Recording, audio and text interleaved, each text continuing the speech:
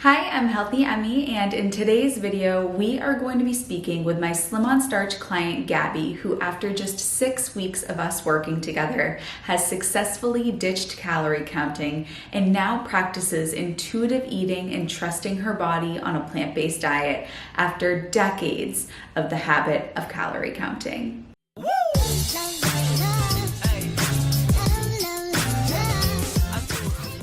If you're new here, hey, I'm Healthy Emmie. I'm a nutritionist and the creator of the Slim on Starch program. If you want to work with me as well as a nutrition coach and a mindset coach to go through a transformation like Gabby has done here in this video, then click the link in the down bar. If you're a client of mine, you know that you and I work together, but also I bring in 2 other professionals, a mindset coach and a nutrition coach, to work with you as well. And I want to shout out mindset coach Whitney and nutrition coach Kate, who worked with Gabby to help her transition from the safe habit of calorie counting into what can be a little bit scary with intuitive eating on a plant-based diet, and helping provide a safe environment for her to make this transition in.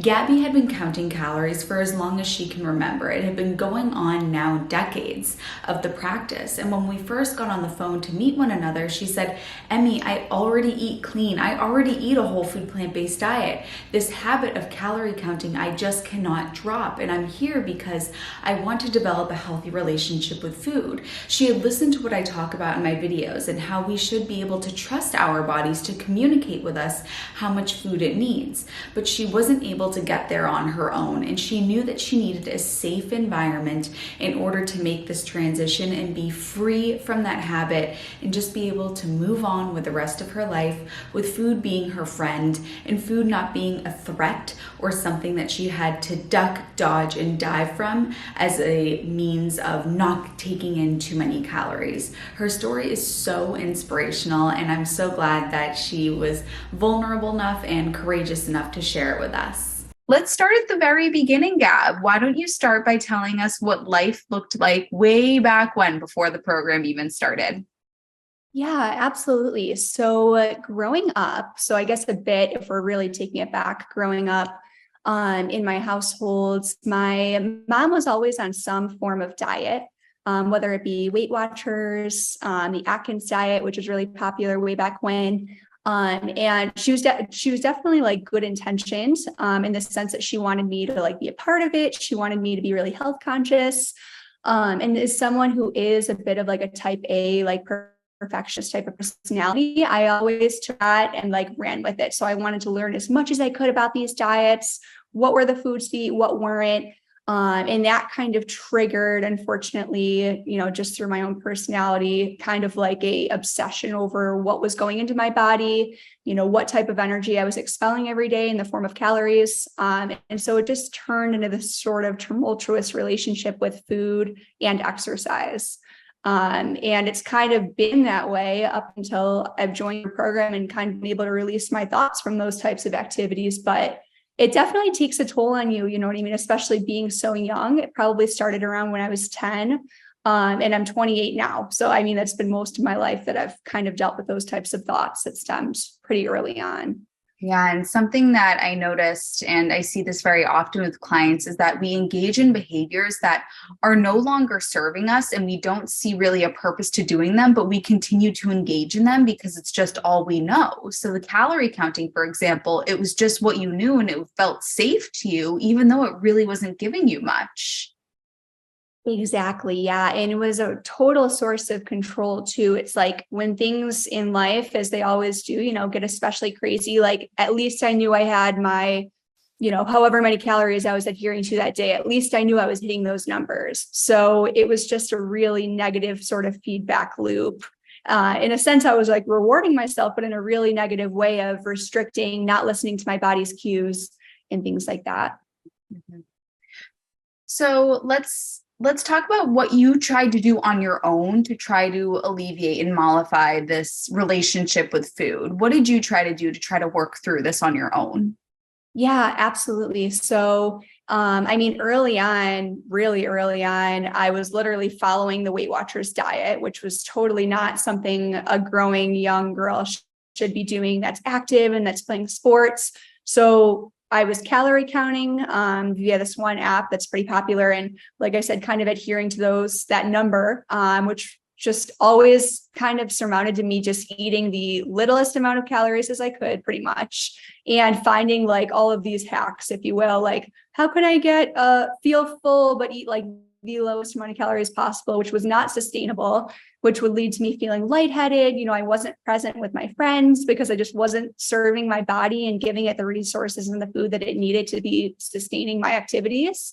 So it was really I was just in a position where I was never present. I would always be looking at the clock where I would be like, okay, it's 3:00. Like I can't eat until 5 though, because I had these 3 square meals a day, as our society often does. So yeah, the app that I was using was kind of like the most used app on my phone. Essentially, I would be calculating all day. It would be all these little math equations and how can I fit this in? And goodness, if I had even in events at night with my friends, a restaurant, I would be, searching the menu just to fit however much into that calorie realm, or I would not be eating until dinner. And it was just getting to be way too much of my brain space, really. Yeah. And you had mentioned too that the restriction, as it always does, when our body just cannot do it anymore, leads to binges and leads to overeating. Would you feel comfortable sharing a bit about that? Oh my gosh, absolutely. Really great point. Yeah. So due to kind of those restrictive habits that I was putting myself through, ultimately, of course, anyone doing that to themselves would feel really hungry at some point throughout the day in life. And typically for me, it would be like after a sports practice, you know what I mean? I just exerted myself, expelled a lot of calories, did not have the adequate amount of food sources going into it to fuel my body. And so typically for me, my pattern was like late at night, like after I ate dinner with my family or whomever, it would just be like this really obsessive, like almost like a blackout period is the best that I could describe it. I would just be in the kitchen eating all sorts of foods that I would never typically eat. If I was in a sound and healthy state for my body. So my body was just craving, like it was almost in fight or flight. It was like, just get all of the food that you could possibly get in your body. It was like this really interesting position to be in. But I mean, this would go on for years. This wasn't just like a small section of my life. This was like, it's been a restrictive / binge eating cycle for as long as I can remember, probably like 10 or 11. So yeah, just really negative, associations with food because then I'd feel embarrassed. It was like this kind of secretive habit that would take place. And I think, unfortunately, that's more common than not that does happen with restrictive tendencies, especially, the more I open up with friends and whatnot, that some people have experienced similar things.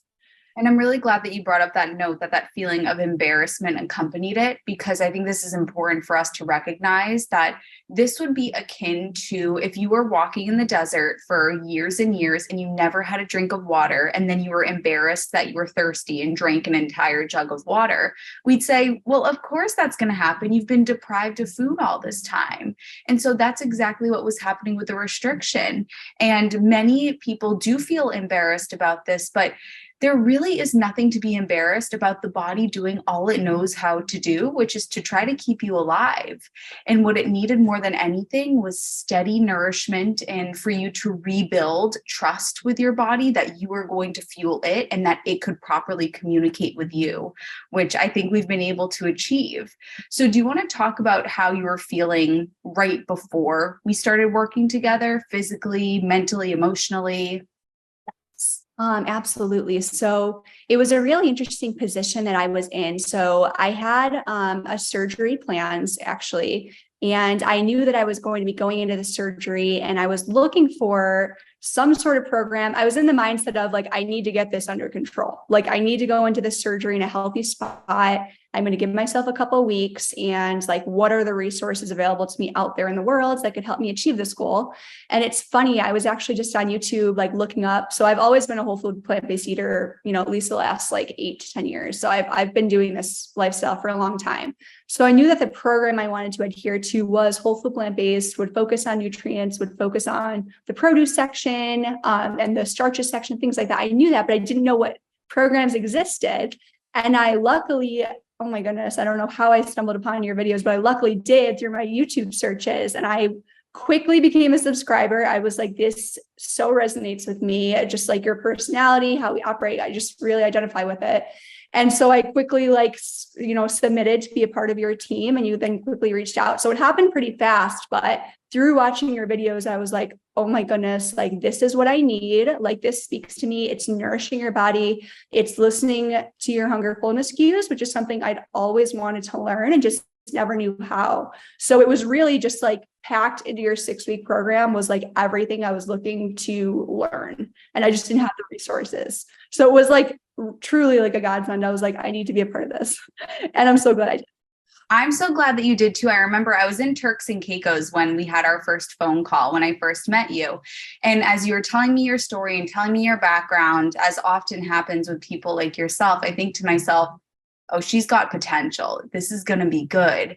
And in those moments, I think to myself, I really hope that she is willing to take the leap and just do it, because from my side, I'm like, this is going to be great for her. And I'm so glad that you took that leap, because of course, you were talking to somebody that you didn't really know, and maybe you'd watch my videos, but you got to take a leap of faith.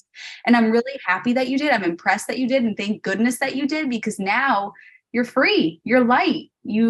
After having your surgery as well, being in a body that you feel is totally nourished and light and free, and you're at peace with. Absolutely. Oh my goodness. And you wouldn't believe, it's like, because I was in that space for so long of like, my whole life was literally consumed from the moment I woke up to the moment I went to sleep. Like, how many calories can I burn? What am I going to put into my mouth? Like, oh my goodness, I'm going to this social event. What do I do? How do I explain to people why I'm eating iceberg lettuce? And that's it. Like, just all of these horrible, consuming thoughts. And just to, throughout the entirety of this program, the last 6 weeks, be freed of that type of thinking. Like, I could go camping with friends and eat really nourishing foods and even share it with them and have them, be really excited about it and like teach them, what I've learned and things like that.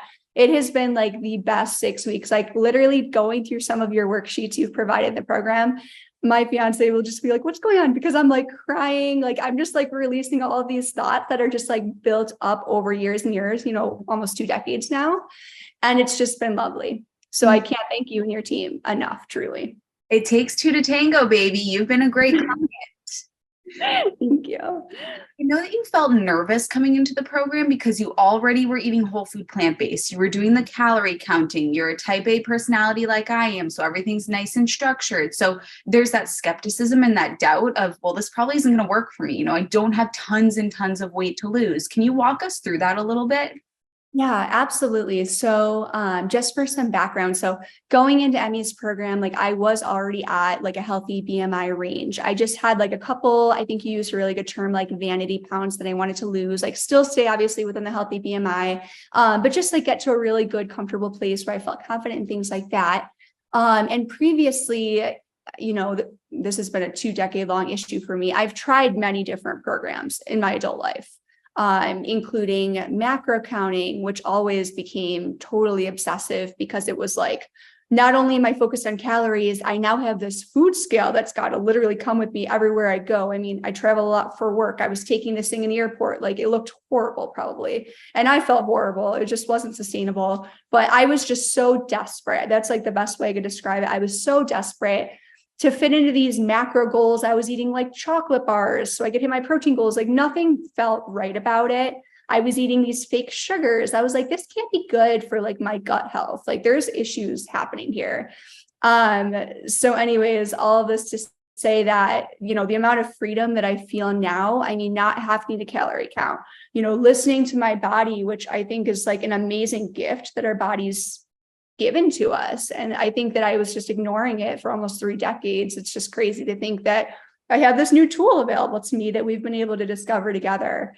And it's just been fantastic. Like, I cannot say enough.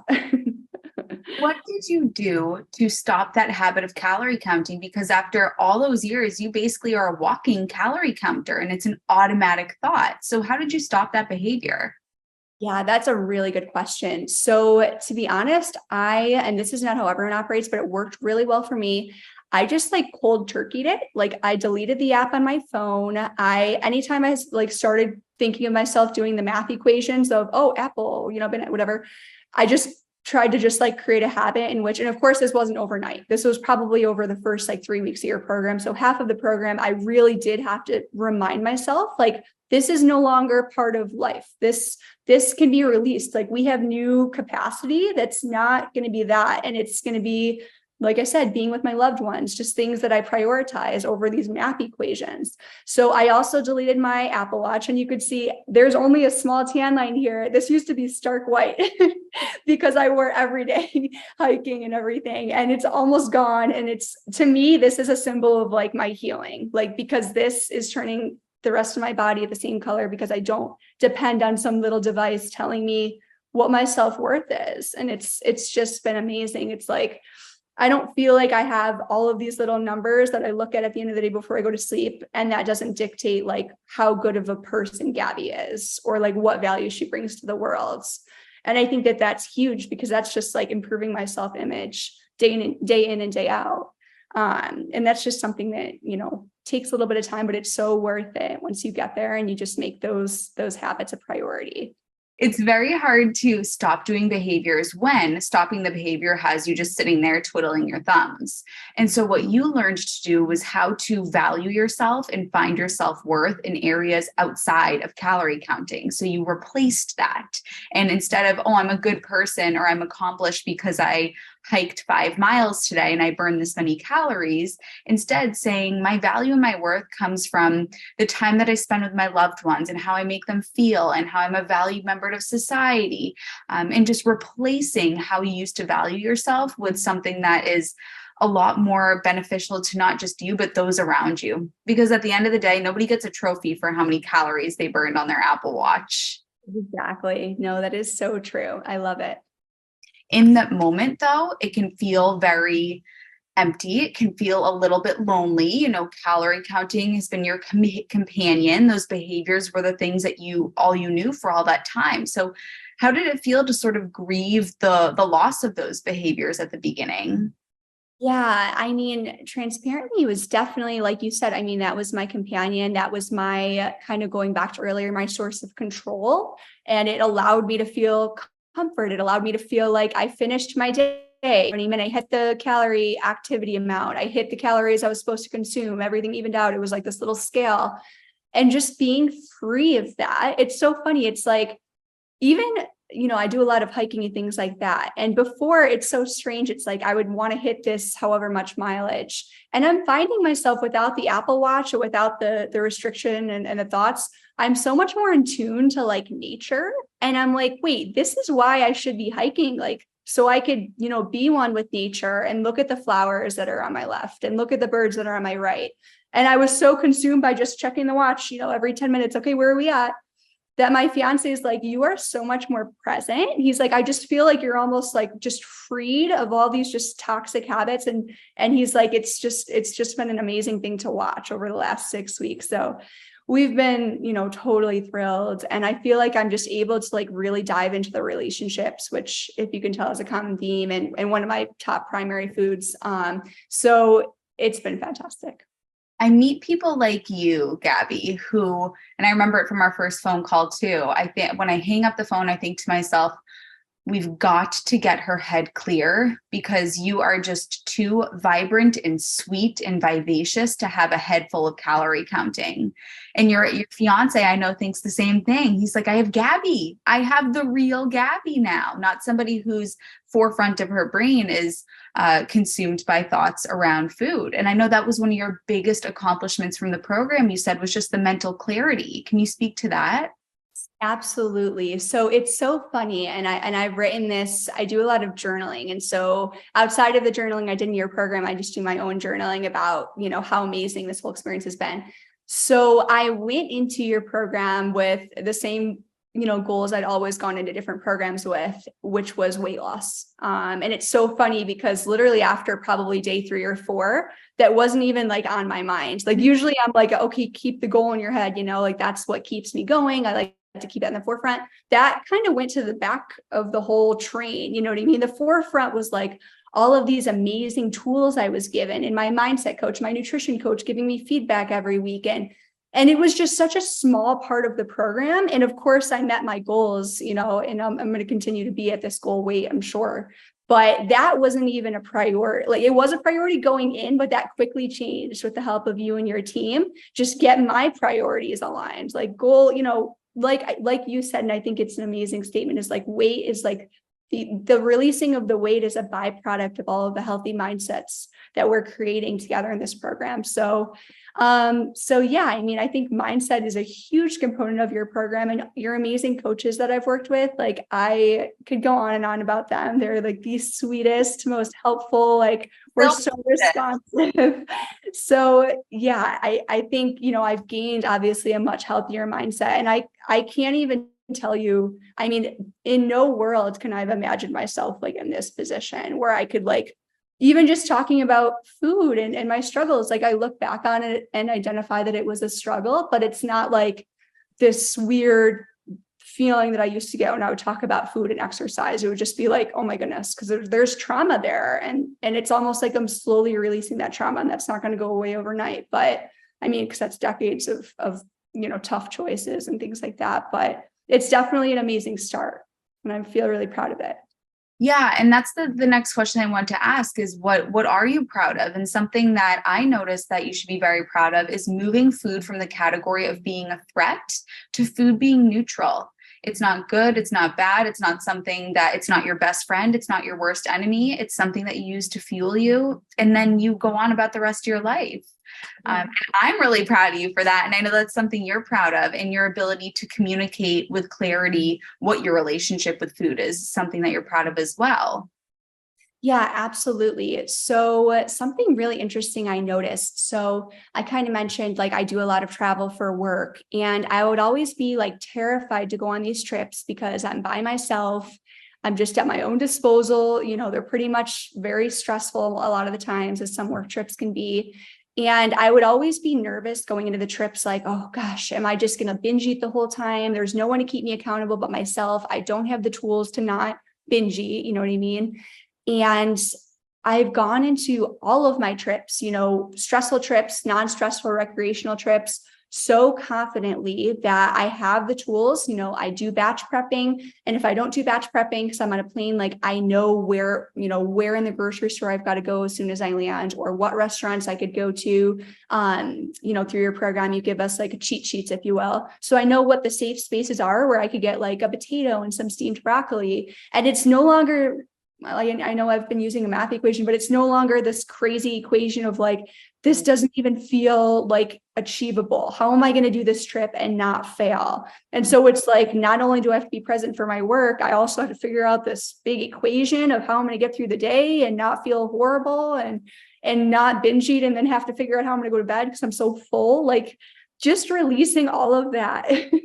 Like I said, I mean, number one is presence with my loved ones, but my work is really important to me too. And just having the mind space for those types of trips and just to be present with clients, it's been huge to not have to navigate, all these juggling balls on every trip I go on. Do you want to talk about something that you achieved that you didn't think that you weren't expecting?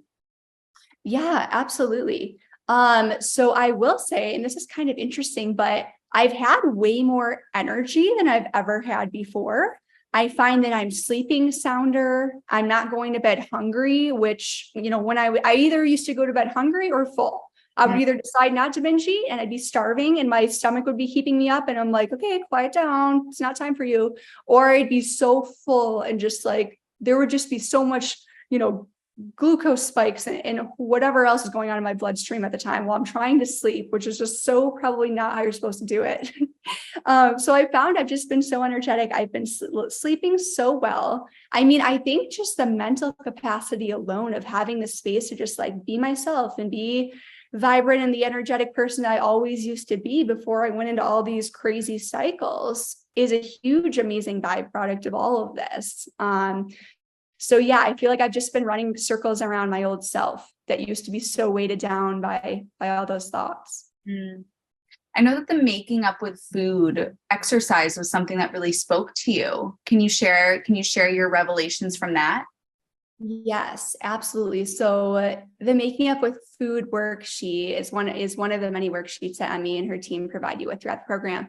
And so essentially, it's you kind of taking a look at how you viewed food in the past, what types of thoughts it gave you, what types of episodes you might have had with food, if there's trauma there, which oftentimes there usually is if you're going to a program like this sometimes. And then how you're going to be looking at food because of this program due to the mindset component. And that was one of the worksheets I was referencing earlier where I was literally crying because I was kind of like looking eye to eye with like the young 10-year-old Gabby that was trying to navigate life and grow up, but also, maybe had some of these examples that, to no fault of my mom's or anything, I mean, she wanted the best for me, but that I was emulating and thought would be the best for me. And then lo and behold, I'm actually creating this horrible cycle for myself at 10 years old, middle school. And so I was just crying and I was just trying to kind of come to terms with, all of these years, and I won't call them wasted, but just all these years that were really consumed by these types of negative thoughts. And it was really healing for me just to be able to acknowledge like this was a huge part of my life. And I'm not going to pretend that that wasn't a part of my life because it very much was part of my journey and my chapter and allowed me to get to this stage. But, my future outlook on food is just, it's healing. It's something that gives me energy for my hikes. And that was never a thing. Food was like, I open the fridge and I see, I'm scared because I don't know what I'm going to eat. And I don't know what's going to fit the calories. And I'm probably going to feel horrible later because I'm probably going to binge because I just restricted. So it was just, it was a huge revelation and just really a healing kind of journey and worksheet for me to work through.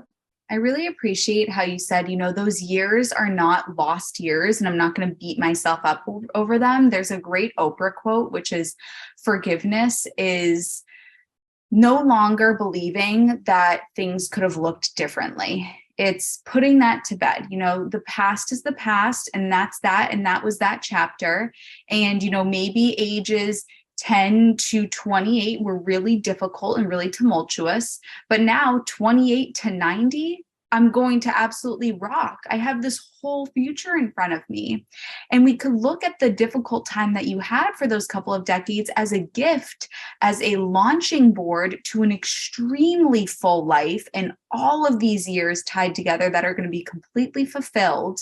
Whereas most people, if they didn't have that struggle, they might have a lackluster life, but yours is going to be next level. Like you said, you go hiking and the sound of the birds and the sun on your skin, you appreciate these things so much more because of what you've been through.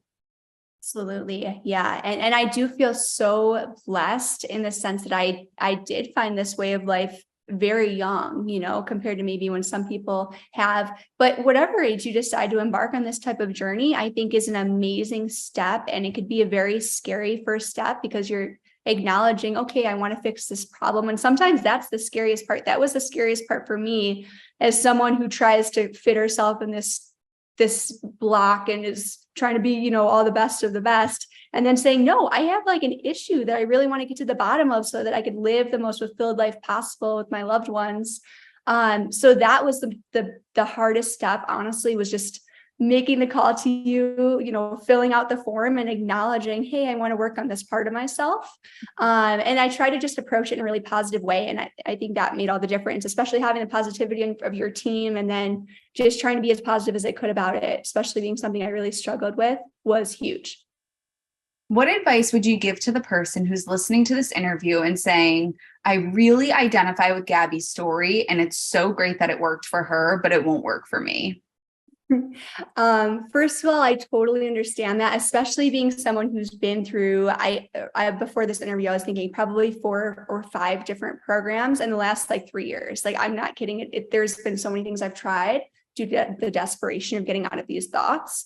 But seriously, like I was saying, it is going to be so scary, but truthfully, some of the scariest things I've done were the most rewarding and the times that have provided me the most growth. And it's just because I took that really scary step. You don't know what the future looks like. You don't know what the team's going to look like. But I can guarantee you that once you take the step and you talk to Emmie, like, she will calm you right down. You will understand that it's a program that's going to really benefit you and be for you.